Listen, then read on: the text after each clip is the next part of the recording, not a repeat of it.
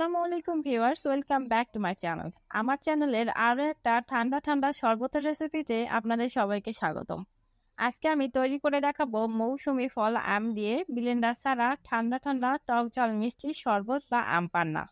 যে যাই বলুন না কেন, এটা খেতে কিন্তু খুবই মজার আর খুবই রিফ্রেশিং। তো চলুন কথা না বাড়িয়ে আমরা মূল ভিডিওটি শুরু করি।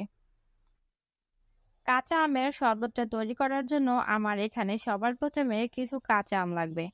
এখন আমি গাছ থেকে কিছু ফ্রেশ কাঁচা আম পেড়ে নিয়েছি, আর এই আমগুলোকে আমি একটা পাত্রে কিছুটা পানি নিয়ে আমগুলো খুব ভালোভাবে ধুয়ে নিচ্ছি। আর আমগুলো ধুয়ে নেওয়ার পরে আমি আমগুলোকে খোসা ছাড়িয়ে এভাবে ছোট ছোট টুকরা করে কেটে নিয়েছি। আর এগুলো কেটে নেওয়ার পরে আমি আমগুলোকে সিদ্ধ করার জন্য এখানে একটা ফ্রাই প্যান নিয়ে নিয়েছি। আর ফ্রাই প্যানে আমি দিয়ে দিচ্ছি পরিমাণ মতো পানি এবং কিছুটা লবণ, যেন আমটা তাড়াতাড়ি সিদ্ধ হয়ে যায়। এরপর আমি আগে থেকে কেটে রাখা আমগুলো দিয়ে দিব, আর একটা ঢাকনার সাহায্যে ঢেকে দিয়ে 8 থেকে 10 মিনিটের মতো এটা সিদ্ধ করে নেব।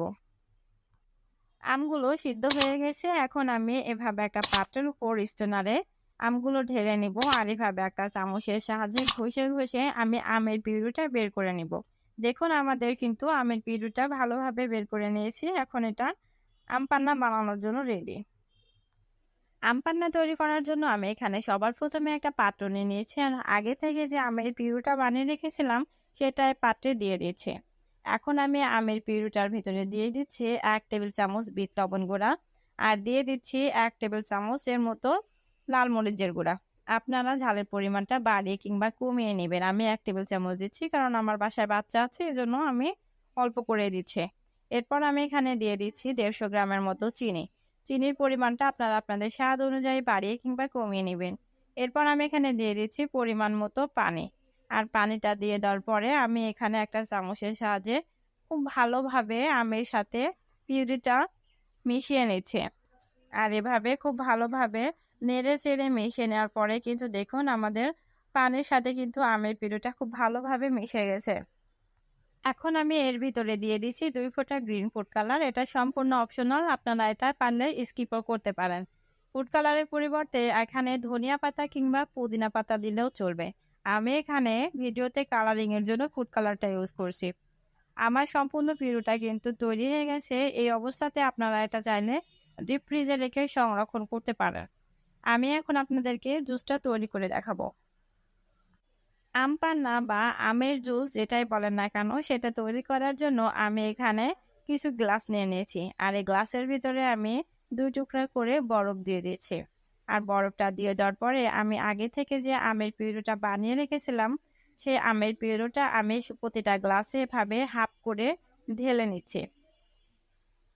কাঁচা আমের রিফ্রেশিং এই শরবতটা খেতে কিন্তু অসাধারণ মজাদার। আপনারা কিন্তু বাসায় চাইলে এটা বানিয়ে খেয়ে দেখতে পারেন। আর খেতে কেমন হয়েছে সেটা কিন্তু কমেন্টে জানাতে একদমই ভুলবেন না। সবগুলো গ্লাসে এভাবে অর্ধেক করে ঢেলে নেওয়ার পরে আমি এখন এর ভিতরে বাকি যে হাফ আছে তার ভিতরে দিয়ে দিচ্ছি এখানে 7 আপ। আপনারা এখানে 7 আপের পরিবর্তে ফ্রিজের ঠান্ডা পানিটাও ইউজ করতে পারেন। তবে যেভাবেই বানান না কেন, এটা খেতে কিন্তু খুবই রিফ্রেশিং আর খুবই মজার হয়। সবগুলো গ্লাসে আমি 7 আপ দিয়ে দিয়েছি। এখন একটু ভালোভাবে ডিজাইনের জন্য আমি এখানে দিয়ে দিচ্ছি কিছু লেবু স্লাইস। আর এভাবে দিলে কিন্তু দেখতে একটু অন্যরকম লুক আসে। তৈরি হয়ে গেল কিন্তু আমাদের খুবই মজাদার কাঁচা আমের আম পান্না কিংবা আমের শরবত। আশা করি আমার আজকের ভিডিওটি আপনাদের কাছে ভালো লেগেছে। ফ্রেন্ডস, আমার ভিডিওটি যদি আপনাদের কাছে ভালো লেগে থাকে তাহলে অবশ্যই লাইক কমেন্ট করবেন, আর আপনার ফ্রেন্ডস অ্যান্ড ফ্যামিলি মেম্বারদের সাথে শেয়ার করে দিবেন।